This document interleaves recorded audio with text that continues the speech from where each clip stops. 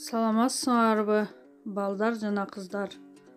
Кыргыз адабият сабагы 9-класс. Сабактын темасы Жоомарт Бөкөнбаевдин өмүрү жана чыгармачылыгы. Ажал жана ар-намыс поэмасын өтөбүз. Сабагыбыздын максаты Акындын өмүрү, чыгармачылыгы жана поэма менен таанышып, аны окуп чыгасыңар. Поэмадагы символдорду байкайсыңар жана ар-намыстуу болууга тарбияланасыңар. Анда эмесе сабагыбызды баштасак.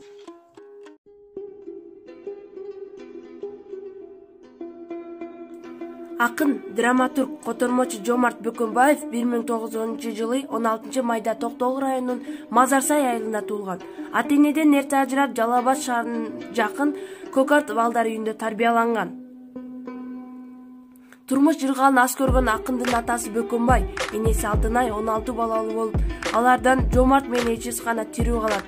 Жоомарт 5 жашка чыкканда атасын Борбубай өлтүрүп, энесин зордук менен токолдукка алат. Ошондон баштап энесинин да, эжеси менен Жоомарттын да абалы оорулойт. Жаш бала кой кайтарып, малай катары жүрөт. Ошол кой жайып балалык чагы өткөн жер кооздугу менен атагы чыккан айтылуу арым жайлоосу болду. Анын керемети, сулуулугу, шылдырап аккан тоо булагы, көйгөлгөн талаасы акынды шыгын эрте ойготту. Бала дүйнөнү дал ушул жерден таанып биле баштады. Апасы Алтынай эл чыгармаларын эң жакшы билген, сөз багып аны урматтаган, бир уккан унутпаган куйма кулак, улуу кепти укмуштуудай айта да алган, оозунан бал тамган сөзмөр, ары жез оймок, ургачынын уз эли. Ал жаш Жоомартка жомоктор менен уламыштарды, элдик ар кандай ырларды айтып берүүдөн тажачу эмес.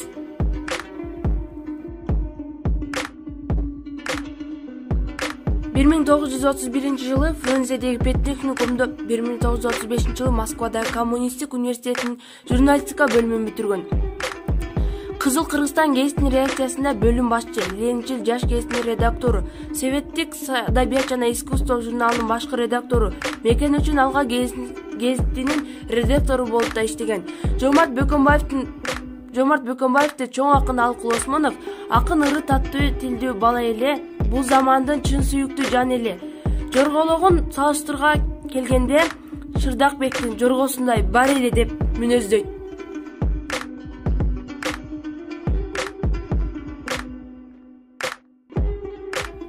1927-жылы жер алган кедейлерге аттуу туңгуч ыры жарыяланган. 1939-жылы Токтогул пьесаларын, ошондой эле Жусуп Турусбеков, Кубанычбек Маликов менен бирге Айчүрөк операсынын либреттосун жазган. Алтын кыз, Добулбаз, Жоомарттын ырлары, Комуз, Өчпөс өмүр жана башка ырлары жыйнактары чыккан. Улуу ата мекендик согуш жылдары Кош ала тоо, уулум кетти майданга, ата журт үчүн майданга сыяктуу патриоттук ырларды жазган.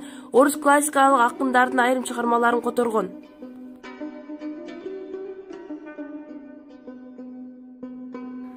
Бөкөнбаевдин чыгармалары да орусчага которулган. Ал көптөгөн обондурлардын тексттердин автору. 1934-жылдын СССР жазуучуларынын союзунун мүчөсү, Ардак белгиси, ордени менен сыйланган. Манас эпосунун сюжети боюнча фильм тартууга даярдык көрүп жатканда, кызмат иш сапары учурунда Бөкөнбаев күтүүсүздөн каза болгон.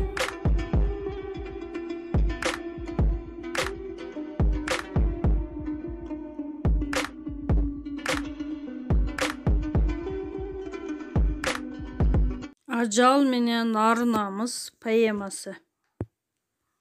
Карагай көккө тирелген, калың чер токой арасы, карайып түтүн уйган, кан жүрүгөн уруш талаасы. Жамгырдай октор төгүлүп, замбирек кулак тундурат, мурункудай нур чачпай, муңайып карап күн турат. Бул кончу кайыңдын бутагы окко тонолгон, шылдыраган тунуктуу кызарып канга боелгон. Ызычуу ушул кыргында ышкырып ажал бийледи. Өмүрдү колдо өкчөгөн өзүмдөн күчтүү ким? Айлана муңга майышып, алсырап турду бул күнү. Араны жүрүп ажалдын, адамдын башын мүлжүдү. Каяша эч ким айтпады, токойду саздаралап токтолбой ажал чуркады. Азуусун айга бир кайрап, ааламдан минтип сурады. Aldıma kelip bari bir cügünöt asmanga baştı tise da alsırap talday bügülöt Antarat cerdi amalam karı caştı kaltırbay kalasam bir gün alamın. Бул сөздү ажал айтканда муңайды кара таштагы чытырман токой агын суу чың этип үнүн катпады. Оозунан зар көйгү оргуштап чыгып кайнады. Кайсыны жутсам экен деп кайсалап ажал тандады. Алдынан намыс жолугуп ажалга колун сермеди. Eeligip анчап турбай эр болсоң мени жең, деди чагылган оту жангандай. Чамынды ажал жинденди. Karma tayman bay kayaşa bergen kim? Деди сурданды, намыс толкуду. Суусундай дуунун шарылдап, нускалуу сөзүн сүйлөдү. Кайраттуу элге бел болуп, кадимден бери келгенмин. Өмүргө шерик түбөлүп, өлпөстүн эмгенмин. Эжелден келген нак ушул, эр жигит көркүм мен менен. Өлүмдөн качпай кармашса, өзүмдөн көркүм эр менен.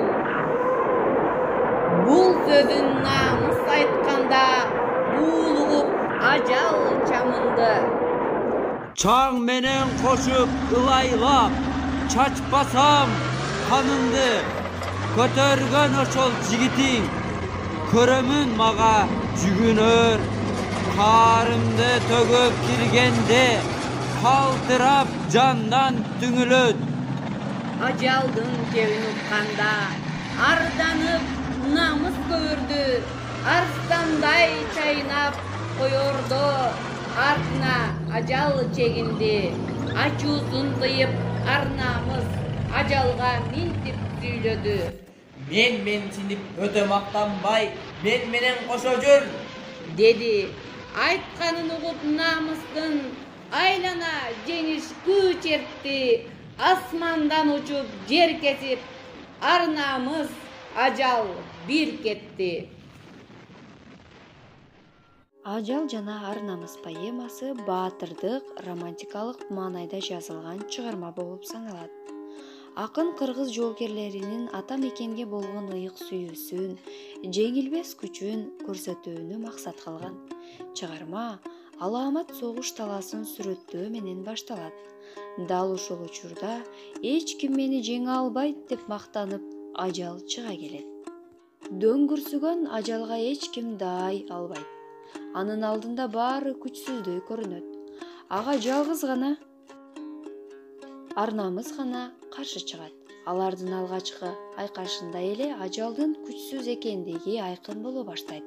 Бирок алар кармашын убактылуу токтото туруп, кан майданда окуянын аягында да жапардын эрдигин көрүп, ажал өзүнүн түбөлүк жеңилгендигин сезди. Сагалап турган шум ажал саргайып өңү тунарды, ар намыс сүрүп өкүмдү ааламга үнүн чыгарды. Желпинип ажал мактанба, жеңбейсин асты буларды, булбулдап өчкөн жалындай бүрүшүп ажал кубарды.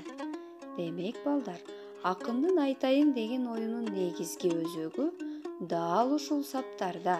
Демек, жамандыктын символу ажал, жакшылыктын символу ар намыстын алдында алсыз, күчсүз.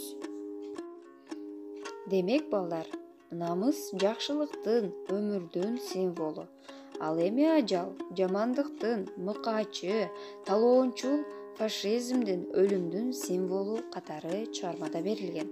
Ошентип турмуштагы ар кандай кубулушту, каймана маанидеги башка бир предмет, түшүнүк менен берүүнү адабият сабагында көркөм символ же символикалык образ деп атайбыз.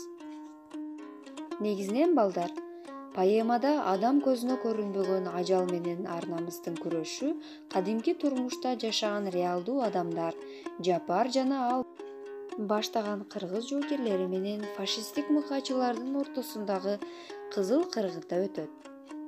Демек балдар, ажал менен ар намыс кадыресе турмуштук окуяларга катышат, бирок алар абстрактуу түшүнүк болуп саналат. Демек балдар, биз бүгүнкү сабагыбызда ажал менен ар намыс поэмасын өтүүдөбүз. Бул поэмада символдорду жакшылап түшүнүп алдык. Эми балдар, силерге тапшырма балдар. Ажал менен ар намыска Вендин диаграммасын Ошондой эле Жомарт Бөкөнбаевке синквейн жана кластер түзөсүңөр. бүгүнкү сабак силерге түшүнүктүү болсо, мен силерди кайтарым байланыштан күтөм. Саламатта калгыла.